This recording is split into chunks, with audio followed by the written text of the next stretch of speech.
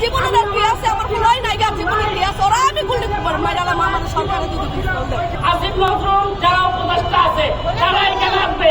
আমার সন্তানের লাশের খুদি আপনারা আজকে আরামাইশটা বিলাসিতা করতেছেন।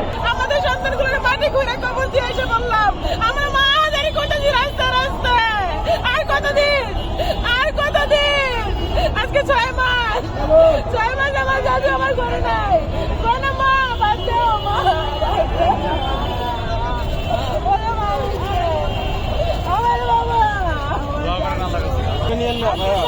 আমার বাবা আমার মা ডাকে না, আমার মানিকে আমার মা ডাকতে আসে না, কেন মা একটু ভাত বেড়ে দাও, মা কোনো ভাত খাওয়াই দিবা, আমার হাতে ছাড়া ভাত খেতে না মানিকে, আমি নলাতে মুখে দিতে পারি না বাবা, গলা দিয়ে তো ভাত আমার পেটে যায় না, আমার মানিক তো আমার মানিকে যারা মারলো তারা রাস্তায় ঘুরে নির্দি দেয়, তাদের কোনো বিচার হয় না, আমরা আজকে এখানে যাই ওইখানে যাই, আমাদের এই বিচারের নামে কোনো একটা রঙ্গমঞ্চ হয়ে গেছে। যমুনা রাইস কুকারে আছে 3-in-1 ফাংশন। যমুনা রাইস কুকার, স্মার্ট রান্নায় আধুনিক জীবন।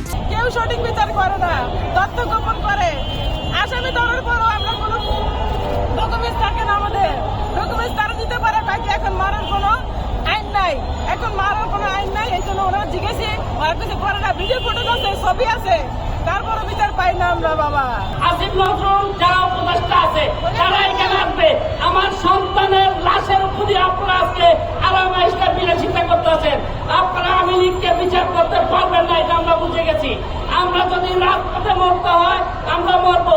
আমি কেন আজকে মামলা করছি, আজকে 6 মাসের মধ্যে একজন আসামি ধরতে পারবে, 2000 ছেলে পেলে শহীদ হয়েছে, 30,000 লোক আহত, আপনার হাত নাই পাও নাই বিভিন্নভাবে বন্ধুত্ব পালন করছে।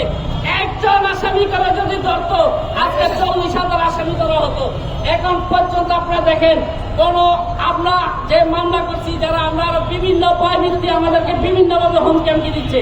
আমি 23 তারিখে বাংলাদেশে আসছি, 23 তারিখ রাত্রে আমি যাত্রাবাড়ি থানা পুলিশের পাড়ার বিভিন্নভাবে আমি দেখা করতেছি। ওনারা একবার বলে বিবি ধরবে, আরেকবার বলে র্যাবে ধরবে, এই পর্যন্ত একজন আসামি ধরে নাই। আপনারা দেখছেন বিভিন্ন মিডিয়াতে এই পর্যন্ত কয়জন আসামি ধরছে। তা আমি আমার সন্তানের বিচার চাই, এই খুনি হাসিনার ফাঁসি চাই, এই খুনি হাসিনার দোসররা বিভিন্ন মন্ত্রণালয়, বিভিন্ন পুলিশ স্টেশনে, বিভিন্ন থানায় কোনো ভোট পেশে আছে। আমরা চাই খুনি হাসিনার কোন বাহিনী কোন প্রতিষ্ঠানে থাকতে পারবে না। পুলিশ, ছাত্রলীগ, যুবলীগ যারা গুলি করছে সাধারণ নিরীহ মানুষের উপর, নিরস্ত্র মানুষের উপর গুলি করছে, হত্যা করছে, তাদের সবাই সহযোগিতা হাতে লেগে দেশে ফিরিয়ে এনে সবার সামনে বিচার করা হবে। সরকারের কাছে চাই ওদের বিচার, এইটাই প্রথম দাবি। সরকারের কাছে ওদের বিচার চাই, আগে বিচার, তারপর দেশ সংস্থাপন, তারপরে নির্বাচন। তার আগে নির্বাচন না, আগে হবে বিচার।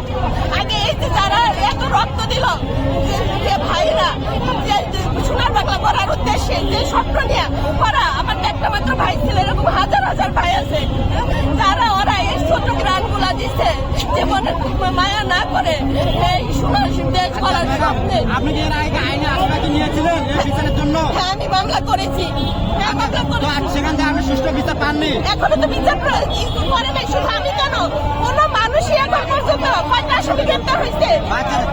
পুলিশের আরো পুলিশদের বাঁচানোর চেষ্টা করতেছে। আমার একটা সন্তান, আমার মাকে রাখবো কে? আমার মাকে রাখলে আমার পোলার মতো লাগবো? জীবনও না।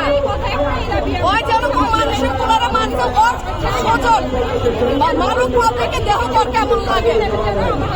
ওরা পাবলিকের হাতে তুলে দেয়, আইনে দিয়ে প্রশাসন পাবলিক করে ভিডিও আমার বাপরে যেমন মানুষে মারছে ওর হ্যান্ড মারে।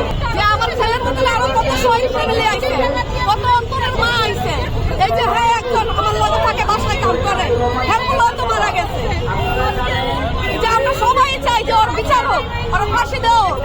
আমরা দেশের মানুষের তো সহযোগিতা করে, সহযোগিতা যদি না করে তাহলে ওই লাইব্রেরি কেমন এই যে পয়েন্ট গিলে দেয়, বক্তৃতা গিলে দেয়, তাহলে আমাকে বাংলাদেশে দুর্নীতি না। বাংলাদেশে যারা মাতাওয়ালা লোক, প্রভাবশালী লোক, ওরা হইলো দুর্নীতি, ওরা তাদের কাছে বিক্রি হয়ে যায়। তাহলে ওই লাইব্রেরির খবরটা যায় কেমন? আমি তো শহীদের মা, ওরা আমার সামনে আনুক, আমার জীবনের আর কি আছে, আমার কোনোই নাই আর জীবনের কি আছে, ওরা আমি গুলি মাইরালাম আমাদের সরকারের যদি ওরা আমি গুলি করে মাইরালাম।